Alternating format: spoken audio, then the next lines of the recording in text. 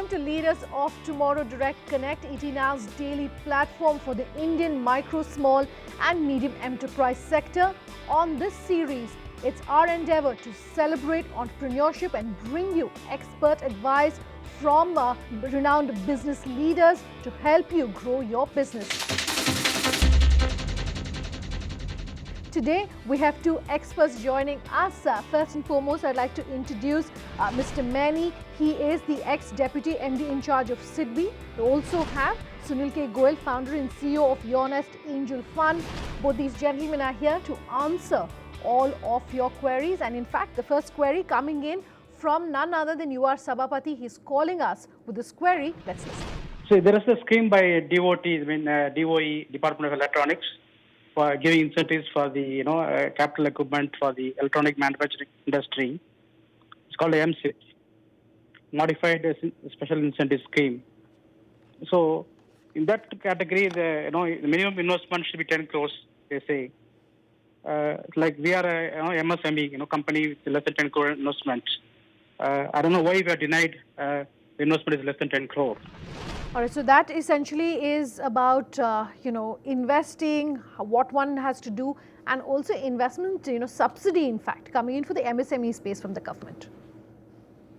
Well, I think what he is probably referring to is the definition of MSME when he talks about 10 crores. The medium scale units are defined with investment in plant and machinery up to 10 crore rupees, small scale is up to 5 crore rupees, and the micro sector is up to 25 lakh rupees.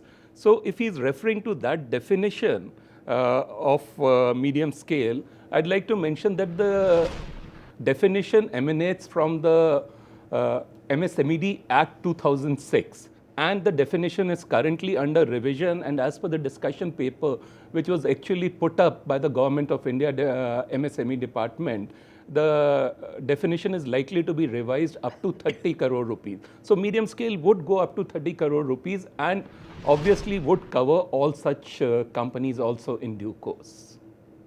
All right. Let's take, would you have anything to add to that? I would just say that he should just check back his figures that it is minimum 10 crores or maximum 10 crores.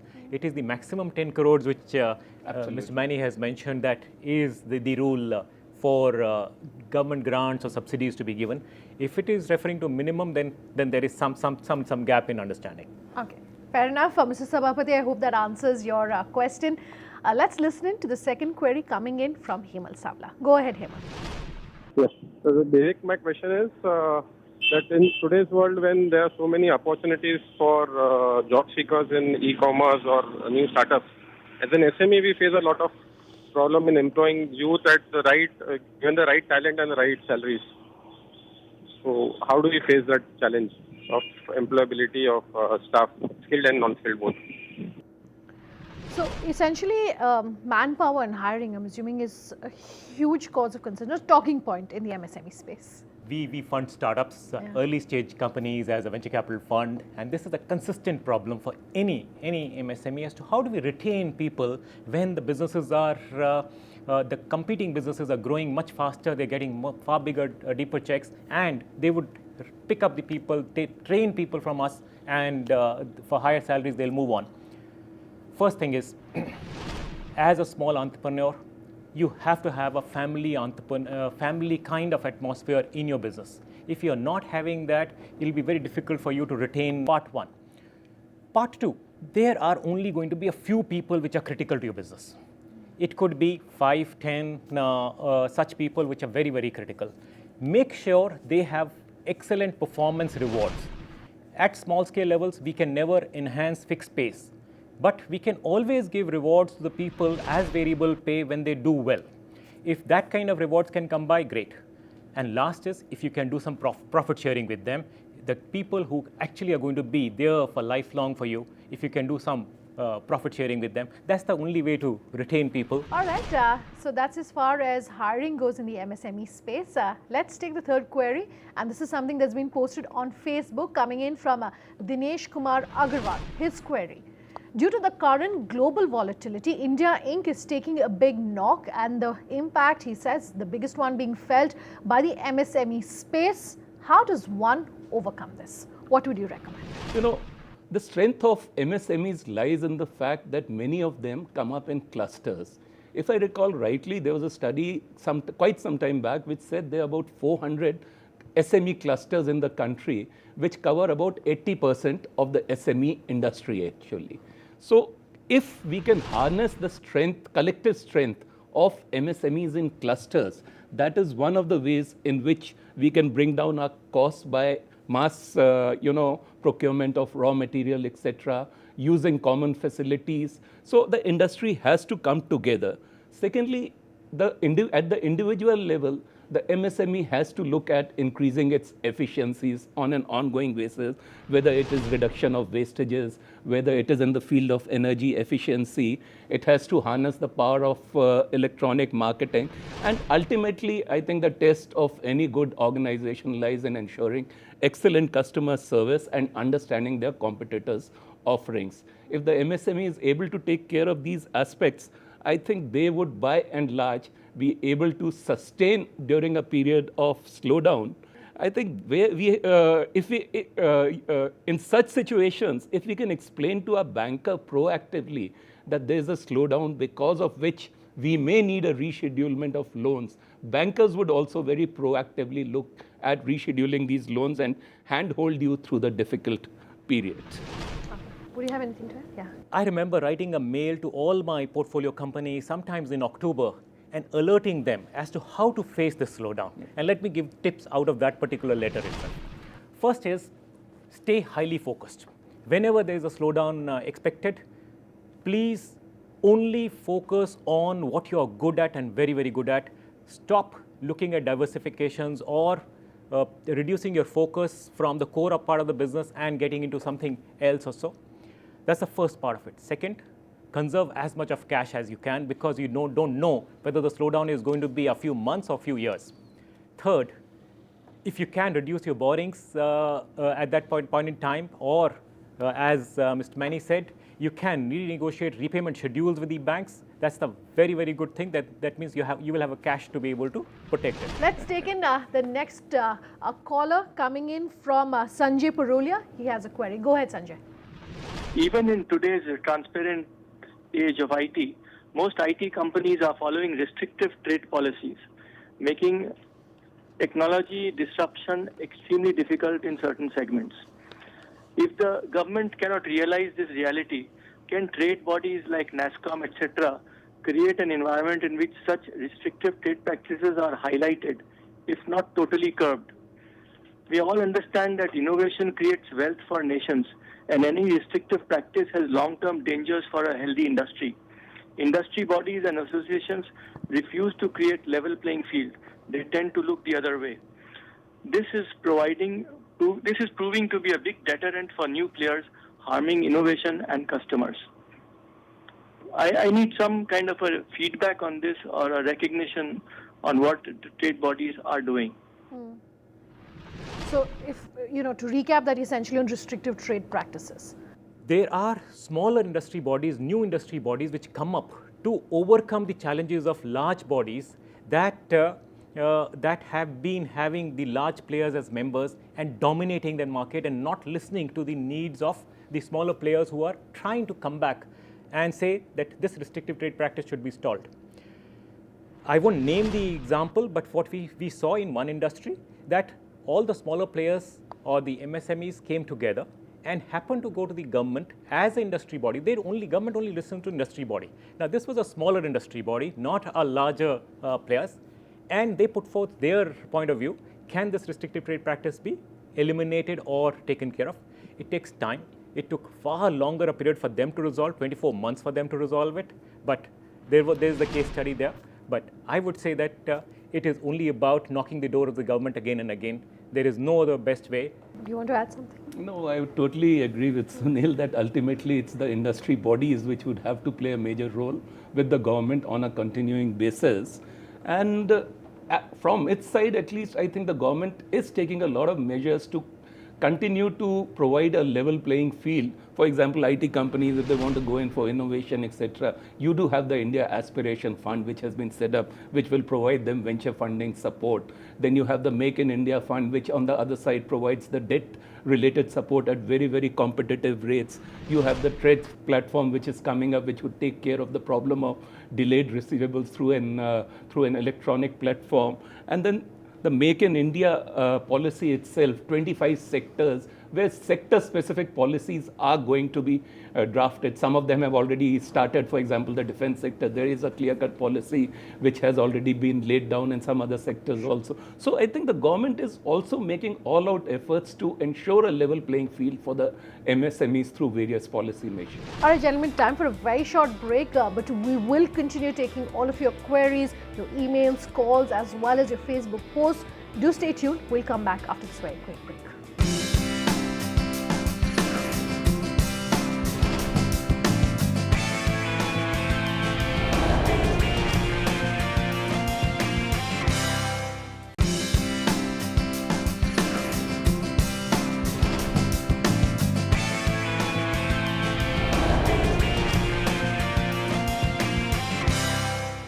Welcome back. You're with us here on Leaders of Tomorrow, ET Now's daily show. And today we're taking all of your queries and calls as far as the MSME space goes.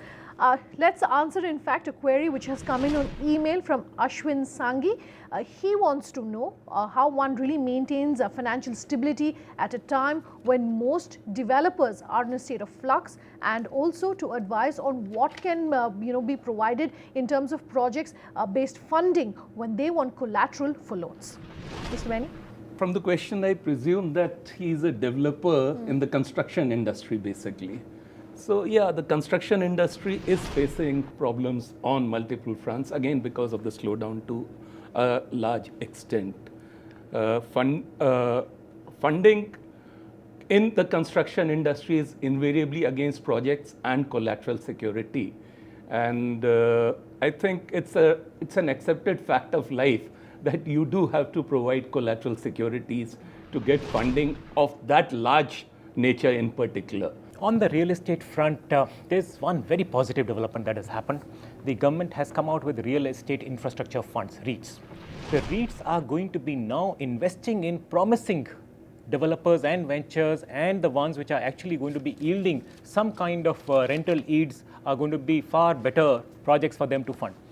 So that's one area. If they can go to some private equity players who are in the real estate investment sector, that's the one way to raise money. If you have a promising project which can actually grow rapidly in the coming days, and you can sell your real estate effectively in this particular market. So I would say that's particular one sector. And second is the moment the regulators come in the state, if they can register themselves with the regulator for their project, their eligibility will be far higher for securing debt and project funding.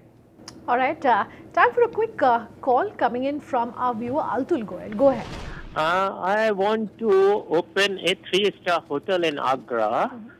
So I want to know how should I get the fund to get this project done. Funding as far as setting up a hotel? Well, I think first and foremost, tourism and hospitality industry is one of the 25 sectors under the Make in India program also. It's one of the 3 service sectors which has actually been covered under the Make in India program, which means it's really a focus sector and would get priority kind of funding. Now, in the hotel industry, basically, you start with a registration with the tourism department. Tourism department of the government of India, the respective office in the state gives you a 5-year registration. Thereafter, you would prepare your project report for the 3-star hotel. I think up to 3-star hotels are also eligible for a certain amount of subsidy under the government of India program, which comes through organizations like TFCI, the State Financial Corporations, and the State Industrial Development Corporations, so they can get the benefit of that subsidy. Hotel industry also gets the benefit of Export Promotion Capital Goods Scheme, EPCG scheme, because they are foreign exchange earners. So all that can be built into the project report, the financial statements prepared. And once he has he has his report ready. He could approach any commercial bank. He could approach the Tourism Finance Corporation of India and organizations like SIDBI also for financing of the hotel project. Let's in fact now address a query which has come in on our Facebook page. This is coming in from Praveen Biani. He wants to know, what would you say are some of the top 3 skills which are needed to be a successful entrepreneur, and also what the growth areas are for organizations in India to get into, and lastly, how should one plan to diversify into related businesses or unrelated businesses, keeping your core business growing? This is something we were talking about earlier. India is actually, what we are seeing is going to be doubling its GDP from $2.5 trillion to $4.5 trillion in next 8 to 10 years.